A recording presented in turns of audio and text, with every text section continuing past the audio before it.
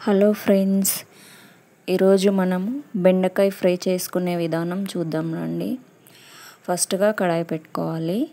తర్వాత తగినంత నూనె వేసుకోవాలి. నూనె బాగా కాగిన తర్వాత కోసి పెట్టుకున్న బెండకాయలు వేసేసుకోవాలి. వేసుకున్నాక అవి నూనెలో కొంచెం బాగా తిప్పుకోవాలి. తిప్పుకున్న తర్వాత కొంచెం మగ్గనివ్వాలి. స్టవ్ సిమ్లో పెట్టుకొని అవి మగ్గే వరకు తిప్పుతూనే ఉండాలి. అండ్ బాగా బెండకాయకున్న జిగురు మొత్తం పోయే వరకు ఫ్రై చేసుకుంటూనే ఉండాలి.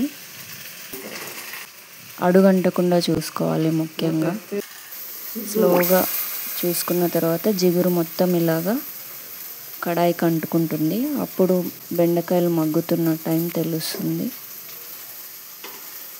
సో చూసుకోవాలి ఇప్పుడు ఒకసారి మగ్గుతున్నాయా లేదా అని. తర్వాత జిగురు మొత్తం పోయిందని మనకు తెలుస్తుంది. అలాగా కడాయికి అంటుకొని ఉంటుంది. ఇప్పుడు కొబ్బరి కారం వేసుకొని సింపుల్గా బెండకాయ ఫ్రై తయారైపోతుంది. కారం మొత్తం అలా కలిపేసుకొని దించేసుకోవడమే. టేస్టీ బెండకాయ ఫ్రై రెడీ.